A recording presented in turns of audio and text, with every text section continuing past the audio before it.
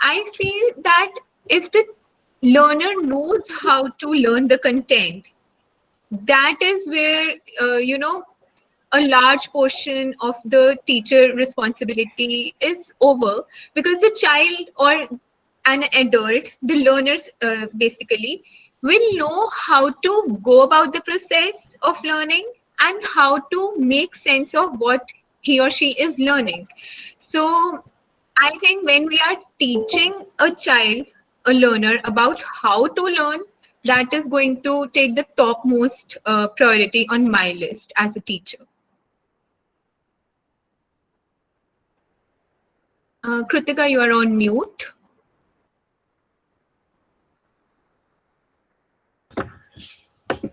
Thanks, Gunnar. That definitely helps.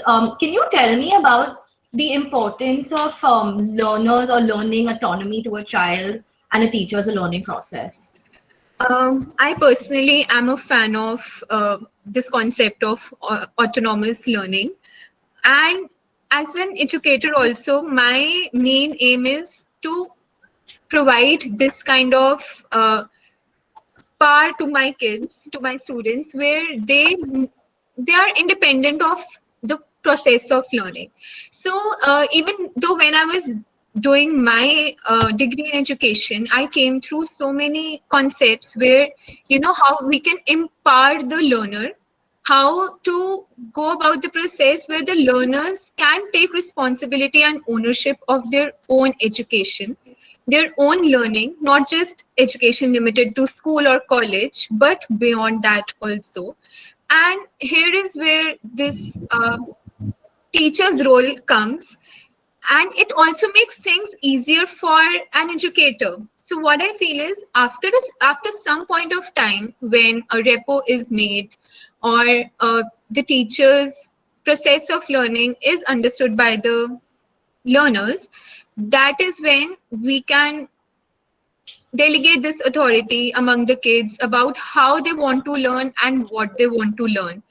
I think this is the concept which is followed even in higher school education systems, where the kids are choosing their own subjects. But I think that if we give this independence to teachers, to learners, to decide how the curriculum can be taught and learned, that is going to fetch even better results, because then the ownership is of the learners, the motivation levels are high. That is what I feel. The confidence level increases, and surely it is going to fetch better results. So it is really important, if you ask me. Okay. Thanks, Gunnar. Actually, both these questions and answers sort of definitely help set the rudimentary tone of what blended learning should be influenced by and what it can be influenced by. But Abhimanyu, would you like to deep dive into the entire topic from here? Sure. Thank you, Kritika. Good evening, everyone. So I'll just quickly share my screen. Give me 1 second.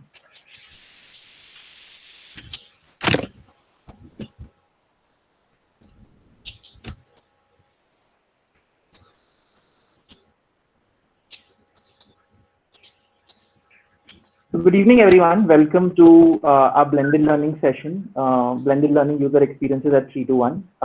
But before we delve into this topic and go into seeing what blended learning is all about and how we at 321 have gone about designing our solutions, let's start with something fun to start us off and kick us off. So I don't know how many people on this call are like Bollywood buffs like me and some of my colleagues at 321. But let's try and give it a shot at this. So try and guess as many Bollywood movies as you can from these posters, and you can share in chat. Just take a shot and let's see how many you can get it.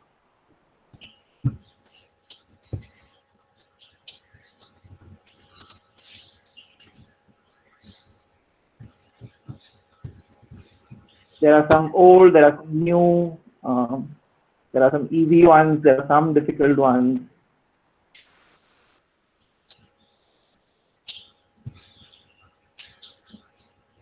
Feel free to guess.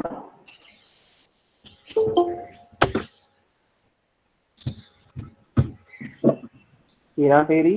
Which Yeah. number? Mention the number also. I can guess a few though. I can't get any. I'm so bad at this. There's definitely one Hera Fairy for sure. Yeah.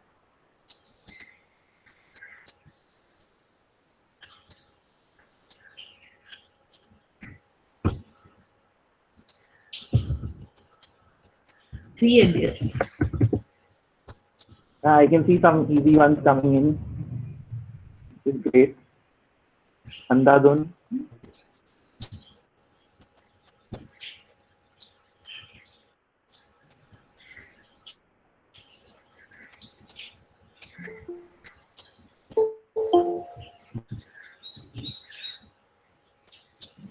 Gully Boy.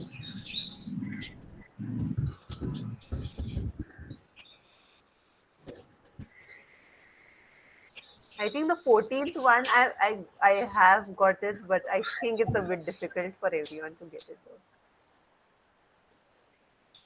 14th, I saw an answer for 14 Would somewhere that in be this.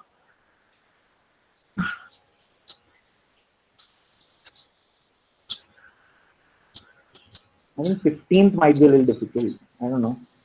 15. Yeah.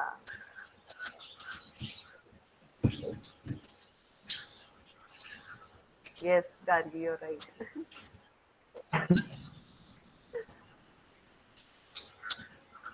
Let's take 30 seconds more. Try and guess any number which hasn't been done.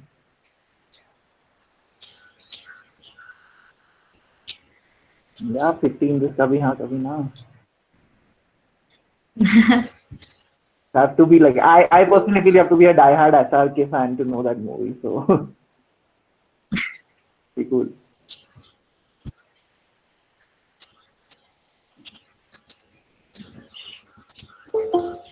Cool.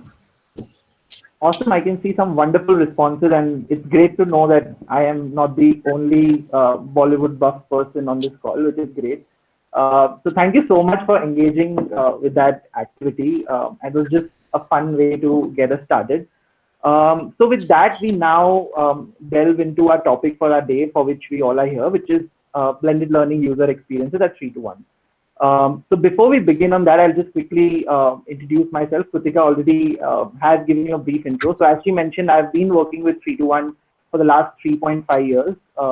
I primarily work with teachers directly helping them. So I started off by helping them improve their classroom pedagogy skills through different trainings, through observation and feedback. And recently, in the last couple of years, I worked extensively with teachers in grade 1 and 2 to help them implement 3 to 1 Ignite curriculum in their classrooms and improve their student learning outcomes. And so it's been a great learning experience, and working directly with teachers on the ground, learning the challenges that they face day in and day out. And it's been a great learning experience past 3.5 years. And prior to joining 3 to 1, I was a Teach for India fellow myself, where I taught 2 years in grade 2 and grade 3 in a budget private school in Ahmedabad, which also happens to be my hometown where my family lives. Currently, I'm based out of Bangalore. So that was just a brief introduction about myself. So before we begin, I'll also introduce a little bit about 3 to 1 to you. So 3 to 1 as an organization was founded in 2012. We are a non-profit organization registered under the Indian Trust Act. It was founded by our founder and CEO, Gaurav Singh, in 2012. Ever since, 3 to 1 has been working with budget private schools in 3 cities in India, which is Mumbai, Bangalore, and Hyderabad. And primarily the schools that we work with are in the fee segment of 6,000 to 12,000 per annum. We have some schools which are like below 6,000 and some schools which are between 12,000 to 20,000 fee segment as well. But primarily most of our schools in these 3 cities are in the fee segment of 6,000 to 12,000. So we started off by working with improving the classroom pedagogy skills of teachers. And in the last 3 years, we have been working directly in grade 1 and 2, and more recently with right from LKG to grade 3 to improve the student learning outcomes for the foundational numeracy and literacy skills. And just in last 1 year, our program showed almost 3 times improvement in student learning outcomes for grade 1 and 2. And again, this was a third-party evaluation independently done by Godrej Foundation. And what the results showed was that the student learning outcomes for these grades improved by 3 times from where the students were at the start of the year to where they were at the end of the year. And so the results were very promising. So that was a little bit intro about 3-2-1, the work that we do and the stakeholders that we work with. So now, basically, in our time together today, we'll be going into discussing the why of blended learning, why it is essential, especially in the current time, and what is it. I'm guessing some of you might have done blended learning yourself in certain capacities, or for some it might be completely new as well, and that's completely fine. So we'll go into seeing how we at 3-2-1 define blended learning for our products and for our users, and how did we go about thinking for the same. We'll then see what role does a teacher play in blended learning in our solutions. And then finally, we'll go into seeing some best practices for implementing blended learning that have worked very well for us. And again, if you find them useful, you can take them back and try it out in whichever capacity you like. So with that, let's get into the why first, right? So as we know, COVID-19 has been there since the last 6 months almost now, and it has impacted almost every sector of the economy, and education sector is no different. We know that schools have been shut since the last 6 months. None of the children are able to go to their schools to meet their teachers, to meet their friends. Teachers don't have access to their students. They can't see them face to face or help them learn. And this is something that has been going on, and probably it will continue to go on, right? So as we know, it seems impossible right now, at least in the near future, for the schools to open, at least for the early grades. We have like a couple of days back in some states, schools from grade 9 to grade 12 opening up. But again, that has not opened up in every state. And for young ones, we might take a little more time for the government to open the schools. And even at one point in time, if they open, we don't know how many parents would be willing to send their kids for obvious reasons, till say there is a vaccine or something, right? So it is a situation that is going to continue. And in this situation where the virus has sort of distanced us, technology is our best bet to, come together and even help our children learn, for that matter. And as we see, like, the amount of adoption that the technology has seen in the last almost 3 to 4 months, it is unprecedented. Probably the sector did not see that even in the last 10 years or so, right? And now everything is happening over Google Meet, Zoom, right from government meetings to corporate meetings to even birthday parties happening over Zoom.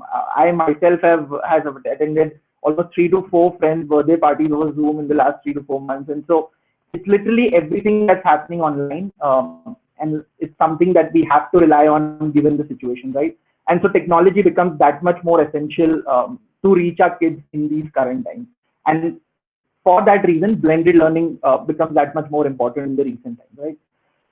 Blended learning, though, is not something which is a new thing, right? It has been there in existence in some or the other way since almost the last, 10, 15 years, right? In some or the other way, right? For example, it might have been just a teacher trying to use presentations or some media or some visual in her classroom, or maybe using some real-time assessment to take some assessment and use that to help her children learn better.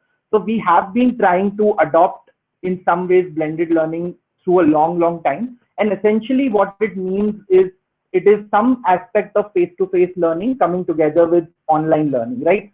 So what it can also be is that the face-to-face learning happens either in person or through an online medium, or if it happens in person, it can be supported through some resources which are online or some courses which are online, right? So there are different terms which are used and which are different models for blended learning. Again, it's okay if you are not familiar with any of these terms, that's completely fine. But this is just for me to give you examples of what are the different models of blended learning which have been explored out there, right? So we have something called as a flipped classroom. So if I was to give you an example, you can think of something like a Khan Academy, where a student does something online, the instruction and the resources that the kid gets is online, and then maybe after doing that, the kid does some face-to-face learning with the teacher in school. So that is sort of a flipped classroom that we have. Then another one model for blended learning is your enriched virtual model. An example of this could be a Vedantu, where major face-to-face learning component is happening online through lessons which the teacher is delivering through an online medium, and then the student, he or she does some remote work or some homework which is done offline, right? And then there is a la carte model. This is some model which is followed by a lot of international schools, where students, along with the coursework that they are doing in their school, happen to take some other online courses as well to supplement the experiences that they're learning, right? So these are all different examples and different models of blended learning that are out there. And as I said, again, it's completely fine if you're not aware of them. This is just to give you some examples, right? But essentially, as I said, what it means is some component of face-to-face learning coming together with some component of online learning or online resources. So how did we at 321 go about thinking for blended learning when we decided and we had to go into delivering solutions which were towards blended learning? Was that we looked at the components which both these things give, right? So we looked at what are the components that a face-to-face learning environment gives, what are the things that the teacher is able to do in the classroom that the face-to-face learning model allows to, right? So it can be something as like the teacher being able to motivate her children, right? Being able to give that personalized feedback, being able to see how fluent are her kids in, reading and listening, or checking for the rigor, which are the kids who are getting it and she might be able to give them more challenging stuff, or which are the kids who might need more practice, and developing those relationships with the kids. So these are some of the components that the teacher might be able to do better in a face-to-face learning model. So what we tried to do is we looked at these components, and then looking at these components, we went to our users, which are our teachers, our leaders, and we did extensive user interviews, right?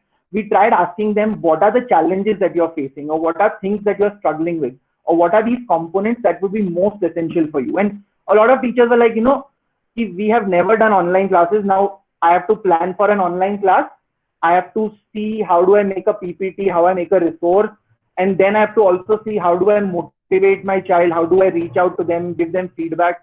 So these are some of the pieces that they shared, and that those are the things that they were struggling with. So we looked at those and we picked elements that we felt were the most important and which we got to know from our users that would add most value to them, right? So those were some of the components that we picked from there. And then the other thing that we looked at was the technology of what is the technology available with our users, right?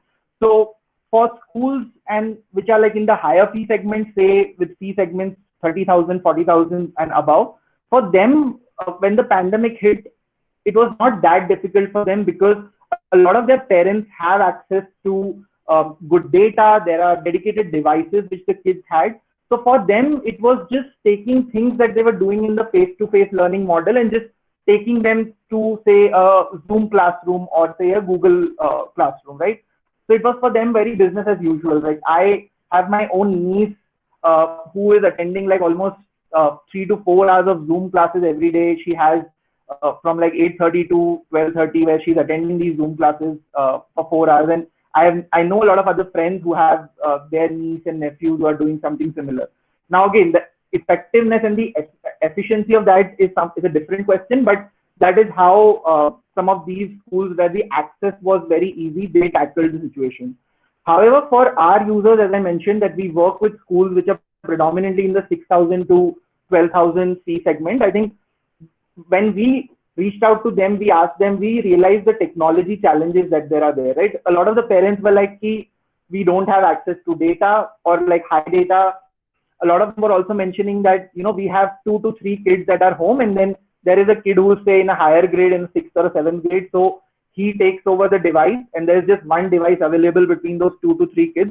So maybe the kid who is, say, in a 3rd or a 4th grade gets device only for, say, half an hour or 1 hour in the day where they could learn, right? So we tried to understand what is the technology available with our users and tried to see where can we fit in with our product. How can we make sure that our product is compatible with their technology to not only make sure that the distribution is easy, but also to ensure that it is easy for the user to access it and for us to be able to even track and control it, right? So we looked at these two different components to then come up with a blended learning solution. So from there, we came up with two blended learning solutions that we have currently at 321. And so what are the features of these solutions, right? We have two solutions that we are running currently, which is CAPE and iGnite. Some of the features of these solutions are that the number one is that the entire thing is on WhatsApp, right? So as I said, once we reached out to our parents, we realized that if there is one software that all of them have, or like majority of them have easily available, and which most of them are quite used to using, is WhatsApp, right? Be it teachers, be it parents. So our entire solution, our entire product is based on WhatsApp, and like the user does not need to download or do any other sign up. They don't need to download any other app, because again, this is again one barrier that we saw, that anywhere where a user had to sign up or like even give some details, that would lead to a barrier in adoption. So in order to ensure that we are able to meet them where they are, we designed the entire thing to be on WhatsApp, and to make it easy, we have a functionality where it's just one click access, that just by one click the teacher is able to send the lesson on WhatsApp, and just by one click the student is able to access it. And again, as we go ahead, I'll show you how it plays out on the mobile. So these are the two main features that were there in terms of designing and making sure that we are meeting the technology that is available with the user, right? The other thing when we did is looking at the choice of the curriculum. So we have, as I said, we have two programs. So one which is based on our in-house curriculum is the iGnite program, which is for LKG to grade 3 for English and Math. And the other thing that we saw is that in order to reach to our users best and to be able to adapt to them, it was best that we created lessons which were based on their textbooks, right?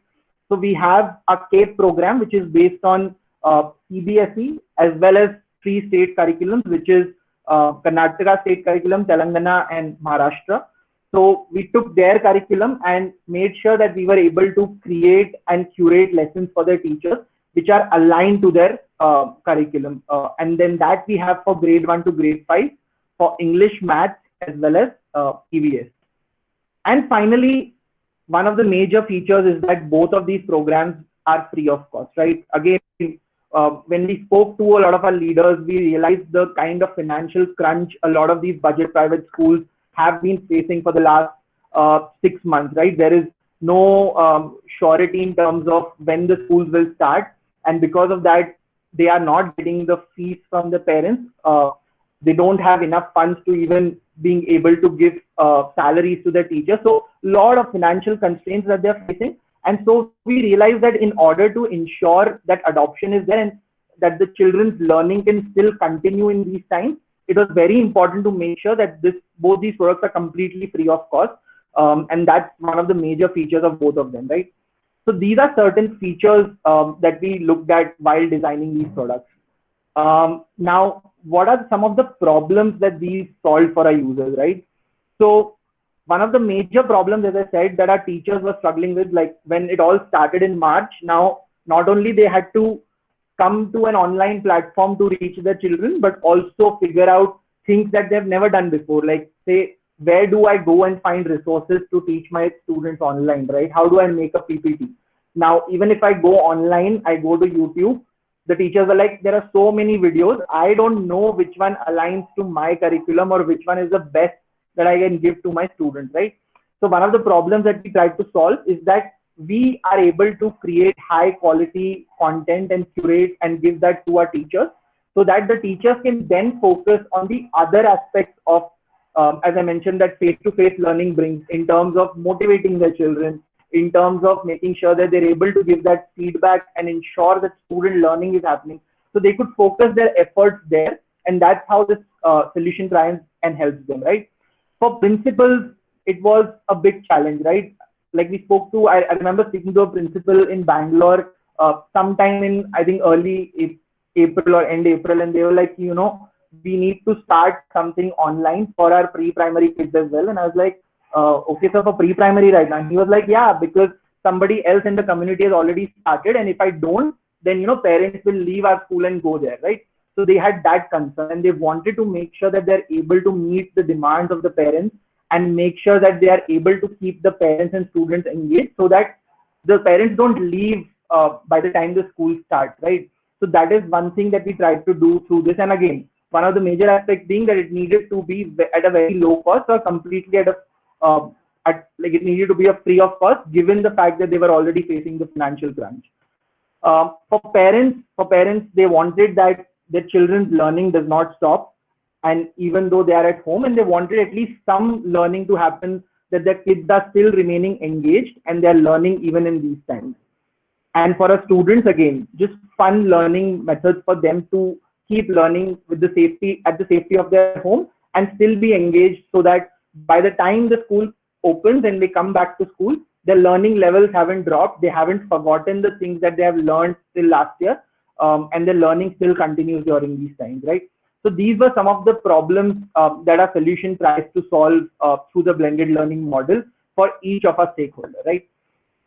So that is essentially the why of blended learning, and how we at 321 went about thinking for these solutions, and in terms of design. Now, one of the questions that maybe might be on your mind and has come to us as well is that now what is the teacher's role in this, right? Given the fact that we at 321 are curating and giving them these lessons, what is the role that the teacher plays, and how does this all play out? How does this look like, right? So the teacher's role is mainly twofold, right? The teacher's role primarily is, one is distribution, right? So again, what the teacher gets from us is we provide a link to the teacher. So that link again opens up in a web browser. So she does not need again anything else. She gets the link on WhatsApp, she clicks on it, it opens up in a phone web browser, and this is how it looks, right? And the entire thing has been built on Google Slides, published Google Slides. The reason being same, so that the teacher does not need to download any other app or a software. And again, the teacher only needs the link once. So at the back end, whenever we keep updating the lessons, it automatically keeps updating for the teacher, and teacher does not have to wait for any new links or any new data from our side. We keep updating that on the link itself, and it keeps getting updated. So the teacher gets an index like this, on which, and this is our iIgnite index. So it's there for LKG to grade 3 for English and Maths, which is for our own in-house curriculum, Ignite curriculum. So now say if I am a grade 1 English teacher, I click on grade 1 English. So when I click on grade 1 English, it takes me to that particular week's lesson, right? So for each week, we had 5 lessons from Monday to Friday. And on Friday, we would also send a weekly quiz that would be through a Google form, which the kids would fill up, and then that data would come to us. So every Friday, that quiz would also go along with the lesson. So there would be 5 lessons in each week, right? So now what the teacher would need to do is, for each lesson, there would be these 2 options that the teacher sees for each lesson. So one is the binocular option and one is the WhatsApp button, as you can see. So the binocular option is for the teacher to herself see the lesson. So when she clicks on the binocular option, she can herself see the lesson for the day, and she can go through before she sends it out. So she can see what is the topic of the day, what is the video, what is the work that her children need to do. So she can do that. And then once she's ready to send it, all she has to do is click on the WhatsApp button. So once she clicks on the WhatsApp button, it directly takes her to WhatsApp, where she can send it out to her students on the group, right? And again, on WhatsApp, we did a lot of user testing to see what is the best way to ensure that these message inflow does not become too much for either the parents or the teachers, right? So one of the best practices that we told teachers was to have 2 separate groups. So in almost all our schools, for each grade, there are 2 separate groups. There is a classwork group, and then there is a homework group. So in the classwork group is where the teacher sends the lesson. It is admin controlled, so only the teacher can post on that group. So that's where it takes, when the teacher clicks on that button, she goes to the classwork group and sends out the lesson every single day there. And then there is a separate homework group where students respond back to their work once they have gone through the lesson and they've finished their work. That's where they, in the homework group is where they respond to the teacher, right? So this was to ensure that there is some sort of managing of the communication which goes. And even the lesson does not get lost for the student or the parent amongst the bunch of messages or the responses that come once the lesson has been sent out, right? So the teacher's role primarily first is to ensure this distribution every single day, and again making it very easy. So a lot of teachers told us that this does not take more than 10 minutes for us to do, and they were really happy about it, right? And the other aspect, major aspect of it being the support aspect, right? So as we said, one of the major things that a teacher is able to do in a face-to-face learning model is ensure that she's able to give that feedback to each child, motivate each child. And that's what we try to do even through a blended learning model, right?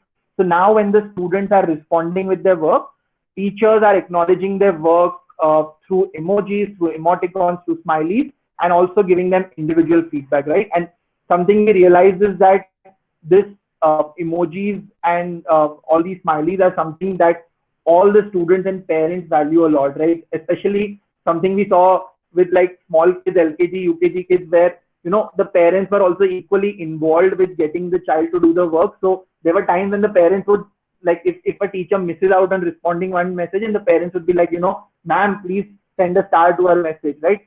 And that just showed the engagement and how much involved the parents were also, and how much they valued receiving this sort of motivation or sort of an acknowledgement from the teacher, right? So this support aspect became one of the major roles of the teacher in ensuring that, one, the students are engaged and that the students are learning and that their mistakes are getting corrected, right? So this is what the teacher role looks like in the blended learning model in terms of distribution as well as support. So with that, and so this is some testimonials from our users of what our teachers have been saying, and these are teachers who have been using our products for the last almost 5 to 6 months. So I'll stop here for 30 seconds. You can have a read, and then we can even take 2 to 3 questions. If there are any questions, you can put them in chat and we'll try and take them. We'll have a dedicated Q&A time at the end as well. But if there are any questions that you have as of till now, you can put that, or you can even share your thoughts in terms of what I shared. If you have seen something similar, some user having shared some similar story with you, you can just share that in chat. So we'll just wait here for a couple of minutes for that.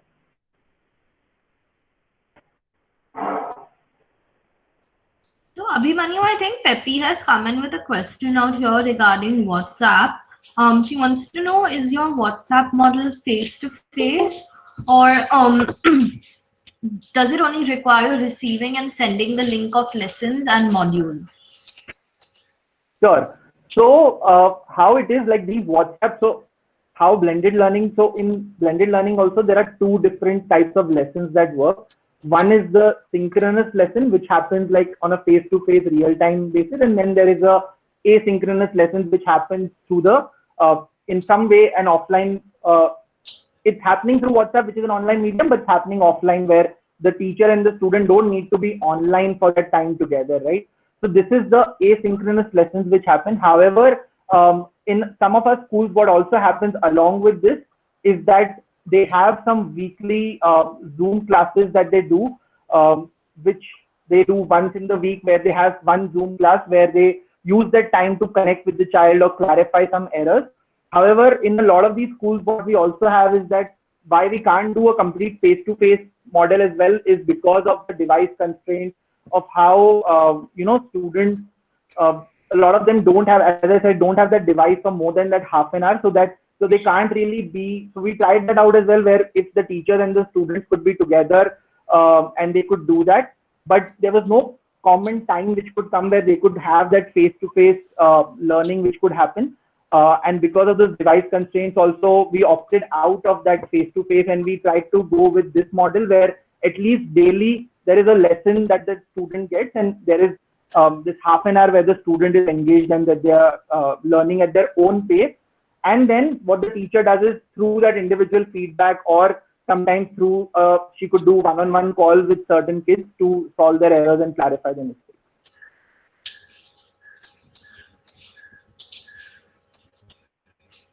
We have another question, Abhimanyu, if you're okay with taking it, or do you want to continue? So we can take one more question. Okay, great. So we have a question from Manjusha.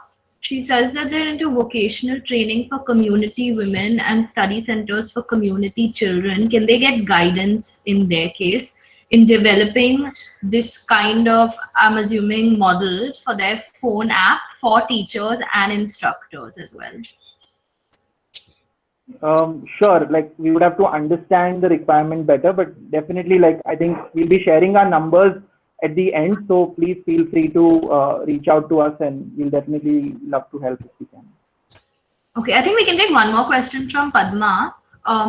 She wants to know whether teachers are involved in designing the content in terms of taking their inputs and ideas. I think what she means out here is not just 3-1, but how involved is the school and the teachers of that third-party school in the creation of the content that 3-1 puts out.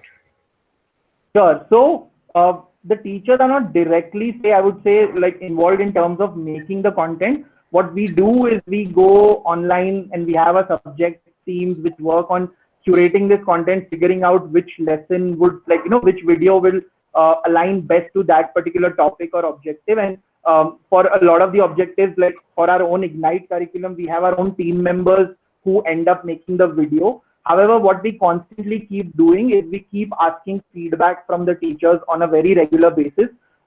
So they keep sharing that feedback in terms of, are they finding that lesson useful? Is it like something that's working for them and their children?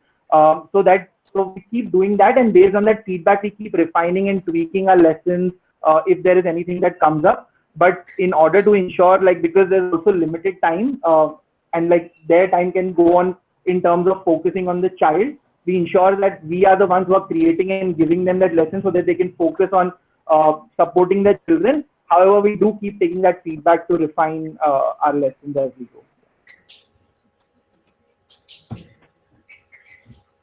I think that answers the question, Padma.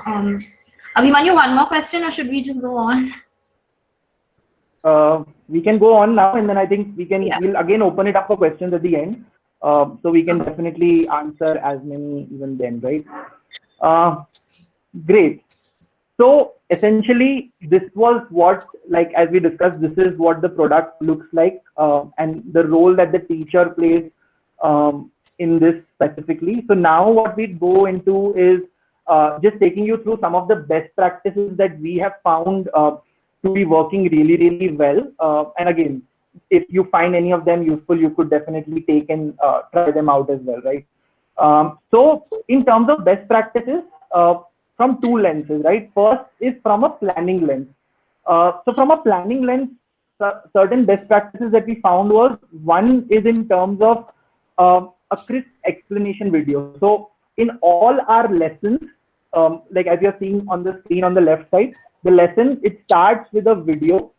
And this is a very crisp explanation video, and usually we have this video which is not more than 3 minutes, because in a lot of our testing, we created a lot of different prototypes, and we went to students and we tested with them, right? And something we found with how well versed now students are with, like, using YouTube and all of this on their own also, and because now if they have device in their hand, it's very much probable that once they, like, the video goes more than like 4 to 5 minutes, there is chance that their attention span just completely they lose out on that, and they might just go into playing out some other games. There are parents who have shared that we need to make sure that they're doing it, otherwise they might just go and play some games on the phone, right? So it needs, so one thing that we ensure is that this video is very, very crisp, very, very engaging, and just under 3 minutes, where we explain the objective or the topic of the day, so as to ensure that the child remains engaged and that the objective or whatever we are trying to get across, that gets across to them. The other thing that we ensure is that a lot of time is allocated to practicing our content, right? Because as you see, one of the things that happens in a classroom, which the teacher is able to do quite well, is ensure that a lot of practice happens between the teacher and the child, where they do, say, 3-4 questions together, and that practice time is done very, very well in a classroom, which in this sort of a blended learning model is not directly possible, because the teacher is not directly doing that, right? So we need to ensure that through a lesson itself, we have that practice time which we have included in it, So be it like if the child has to practice 3-4 questions or answer 3-4 questions, so that practice time is allocated in that content itself. And finally, we have at the end a reward video or a game at the end. This is just to make children more excited about doing these lessons. Again, this quiz is different from the quiz that we do at the end of the week on a Friday. This is more like a game or a video which is aligned to the topic of the day, but it's a fun way to again get students to practice more and for them also to enjoy the lessons as they're doing. So these 3 things we saw and we experienced from our testing, and even after having seen how it plays out, working really, really well in the lessons of this format, right?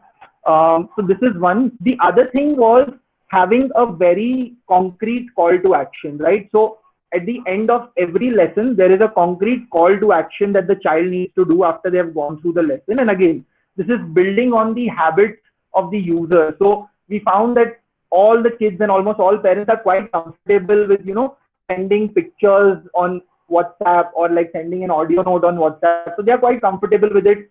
It is something they have been doing for a long time. So we tried to build on that. And so at the end of every lesson, there is some call to action that the child needs to do. So it might be that they need to click a picture of the work they have done in their phone and send it on the group to the teacher, or they need to record their voice saying the answers or like saying some phonic sounds and send that to the teacher on WhatsApp. So this also ensures that the teacher is also able to keep an eye on in terms of which are the kids who are sending regularly, are engaged. So having this concrete call to action has really, really worked well in terms of when planning for the lesson as well, right? So these are the 2 major practices for planning. And then for execution, I think the practices that have worked really well, as I mentioned, is using public praise, right? As I said, it's something that seems very tiny, but it is something that is valued so much by not just students, but also from parents. As I said, there have been times where parents have come up on the group and said, ma'am, you didn't give a star to my kid today, or you didn't give star to my kid's message, right? So it is something that they value a lot, and they feel that this is a way to see whether the teacher is paying attention to their child as well. So a lot of the teachers use public praise in terms of smileys, emoticons, like praising specific actions of the students. Also using some personalized audio notes, sending audio notes praising the child or their work. And again, there are multiple things that the teachers themselves have come up with, which have been very fascinating, right?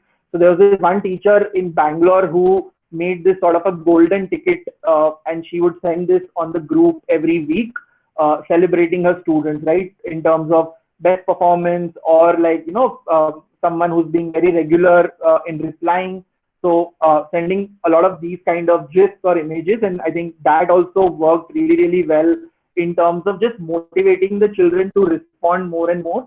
And as I said, the students and parents would look forward to receiving this sort of an appreciation from their teacher. The other thing that worked really, really well, as I mentioned, was the individual feedback that the teacher is able to give, right?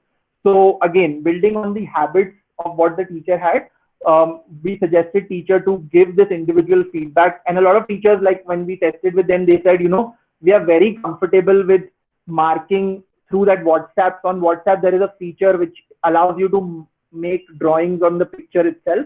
So teachers said that, this is really, really good, and it's easy because it replicates to what they were used to doing it in their classroom, right? Every day checking their work in the student's notebook. So the images that the students are sending as part of the student work every day, teachers are able to, check and again give stars and correct their mistakes and send this back. And this is done individually. So the teachers then direct message to the student so as to ensure that the child does not feel, so this doesn't happen on the group, so that the child does not feel threatened or scared of making mistakes. So that teacher responds individually to the child, and then teachers also send a whole group correct answer so that each child can correct their mistakes on their own as well. So this again worked really, really well. And as I said, that we were able to get teachers to focus on those aspects which work really well in a face-to-face learning model, which is the motivating the children, supporting the children with that individual and nuanced feedback. So that is something that we try to bring in through the WhatsApp blended learning model as well, right? And finally, one of the best practice for execution being able to track it, right? Just to ensure accountability and make it easy for the teacher to keep this data as well. So we gave this template to the teacher where the teacher could easily track responses that the kids were sending every day, so that she can also see which are the kids who are responding regularly and celebrate their efforts, and at the same time also track the kids who she is giving individual feedback to every day. So again, if a teacher has almost 35 kids in one single WhatsApp group, it's not possible to give individual feedback to each child every day, right? So what we told the teacher was that it's fine, you can give individual feedback to at least 7 to 8 children in a day, which the teacher said that was fitting into their time and they would be able to do, but ensuring that through the week, at least each child receives individual feedback at least once or twice from their teacher, right? And so using this tracker to keep a track of which are the kids they have already sent feedback in the week and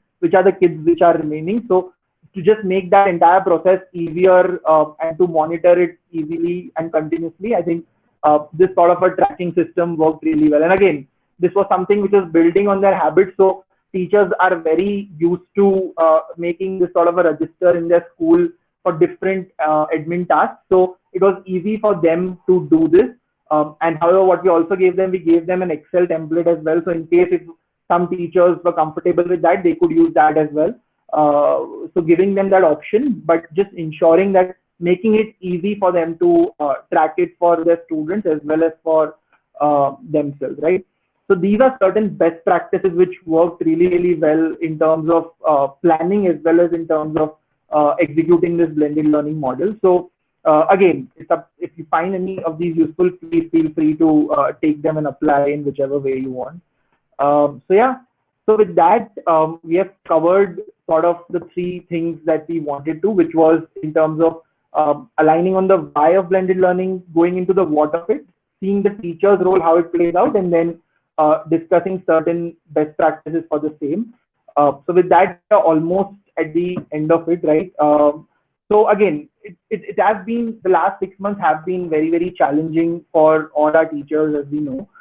It is not easy to come to an online platform or to take these online classes, something that nobody was used to doing, but now because of the pandemic, it's like the one option that we have to do. And it has been challenging in terms of doing those online classes. We have been part of these Zoom classes as well, which a lot of our teachers take, and we see how challenging it is. And I found something funny for that, and this is like, sometimes this is what happens. That's how challenging it is, where we don't know, kids might just sleep off, but that's what it is. But then I think it is something that all of us are learning as we are going in the past 6 months and becoming better at it. And I hope today's session was a glimpse into what are some things that might work. And if you find any of these useful, you can definitely take it back with you. So yeah, with that, we are almost at the end from our side, and we'll open it up for any questions that you have. And me and my colleague Kamini will try and answer them as much as we can. Sure. Thanks, Abhimanyu. So I think we still have a few questions in the chat box which we can address first. So Padma has a question. Are teachers involved while designing the content in terms of taking their inputs and ideas? Okay, I think that was answered, right? We might have, yeah. Sorry, okay, I need to scroll down a little. I think Khyati's question after Padma's. Do the link which is shared contains the textbook syllabus, or do you have designed own concept-based syllabus grade-wise? So it is both actually. So CAPE is based, a CAPE program is based on their textbook. So CAPE is like if they are following CBSE curriculum or like the state board curriculum of these 3 states, CAPE is entirely based on their textbooks. And Ignite is a concept-based syllabus that we have, and we even provide textbooks for that for schools which take our curriculum, Ignite curriculum, and are following that. But Ignite is a concept-based curriculum, so both of them are there. I think Harita had a question. How do assessments work in the WhatsApp model? I lost you. Am I audible now? I can hear you now. So how do assessments work in the WhatsApp model? Yeah, so as I said, so every Friday we send a Google form along with the lesson, and like what we found that students enjoy the Google form quite a lot, and what we have is we use that quiz feature in Google Forms in which after filling the Google form, the kids can also see their score, and we are able to provide instant feedback right there once they fill up the quiz. So that's how we do that. And again, what we are also trying out is sometimes doing some spot check assessments where we call certain students and check to just make sure that whatever data we are getting through Google Forms, how consistent it is. So we do that as well. Yeah, so we use Google Forms. There's another question that has come in around disabilities. Are there is any of your content designed for people with intellectual disabilities? So not yet. So predominantly like the schools that we work with, this has not been like one of the pressing needs at this time. So we have not delved into that right now, but we do understand that, it's one of the very important topics that needs to be developed. And so we hope to see great examples of the same. But yeah, right now as 321, we have not gone into that because the users that we are working with, there we haven't seen this need, so we haven't worked on that. Gargi has a question. She asks whether is the content academic related or other activities are included. So Ignite, as we said, is mainly based on English and maths and like the foundational literacy and numeracy skills. However, like especially for LKG, UKG, we also have like, movement, FMD, gross motor skills, all of that coming in through the academic content as well, having activities and sort of games which are integrated along with the academic content and which cater to those as well. Okay, Latta wants to know whether your lessons are made on PPT or on other formats and forms. Google Slides, everything is on Google Slides. We have, as we started making them, I think we have also realized the kind of things that one can achieve through Google Slides.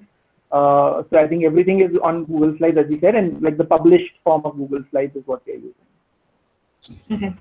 Helen wants to know whether teachers receive training to create their own content in the same format, or do they have permission to edit or personalize the lessons that 321 has created? So they have permission to they can always edit anything that they want. And what we also do is we give them trainings in terms of how they can customize it. So a lot of the teachers even customize it by sending their own voice notes, or sometimes what we have seen is some teachers also recording a small video of themselves along with the lesson, explaining the topic and sending it out on WhatsApp. So the teachers do that, and they are, and a lot of teachers have also added their own activities, so they feel free to do all that. Okay, great. Peppy had a question which is kind of tied into the earlier one of intellectual disabilities. I'm just going to read it out. Do you have recorded lesson work like audio or video for physically hearing impaired and speech deficiency, because it helps these children, parents and teachers to communicate in sign language? She means, is this possible? Is it possible? So again, as of right now, we at 321 don't have this. Given the users that we are working with, those were different set of needs, and that's what we have worked on. So we currently don't have this, but yeah, definitely something which is important and needs to be developed, and we hope that we would be able to do at some time in the future, hopefully. Okay. Also, Kishore wanted to know if any of this content would be available in regional languages. He hasn't specified which regional languages, but other than English, Hindi and Marathi, would it be available in other languages?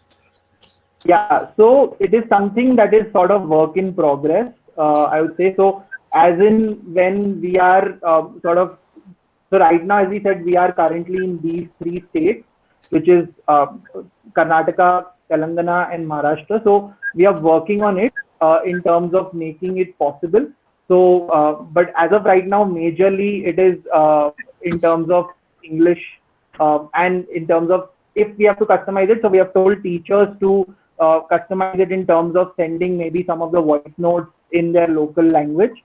So yeah, that's how it's happening as of right now. Ayushi had a question. She asks whether blended learning has any effect on the problem if there are 2 to 3 kids at home and only one device.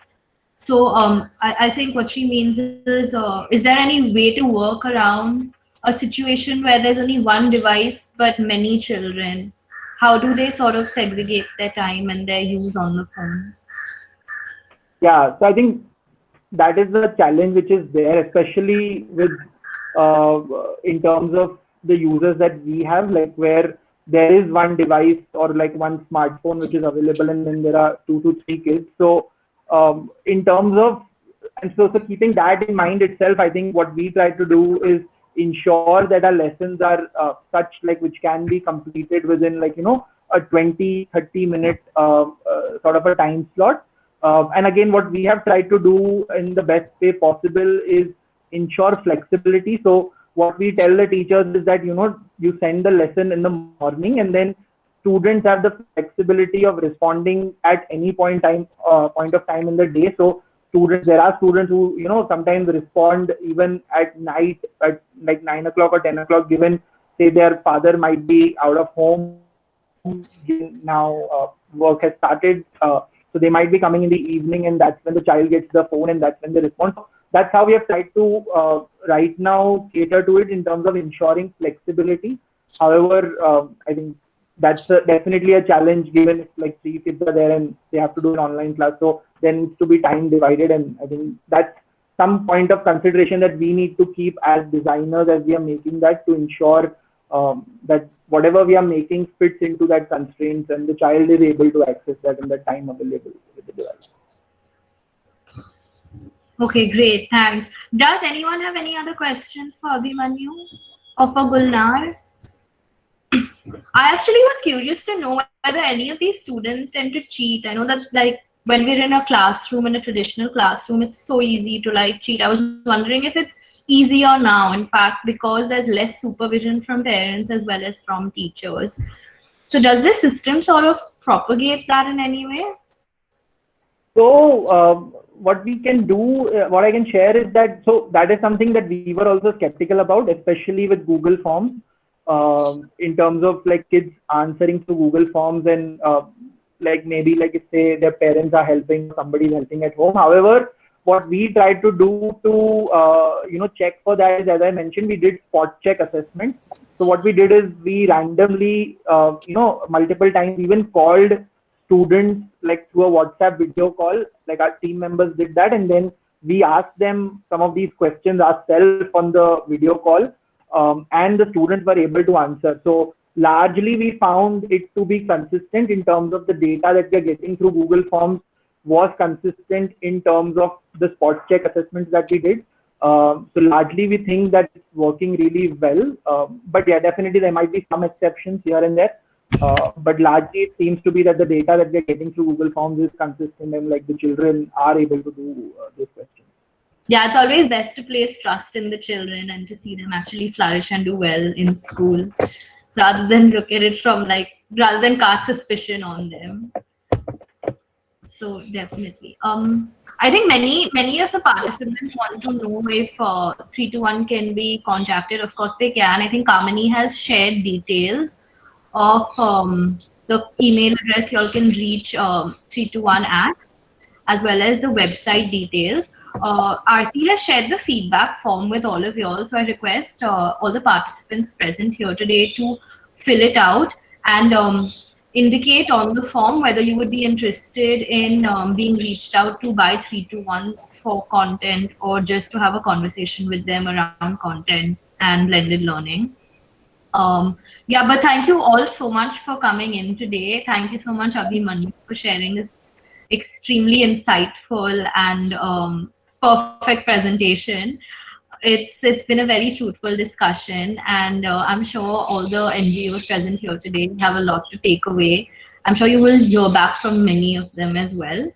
Thank you so much, Gulnar, as well, for being present and sharing your thoughts with us. We hope to see the rest of y'all soon at our next webinar. It's going to be on building digital schools and the ecosystem. So yeah, hope to see y'all there next. Take care, everyone, and stay safe. Thank you. Thanks Bye. everyone for engaging and asking some wonderful questions. Thank you Okay. so much. Thank you.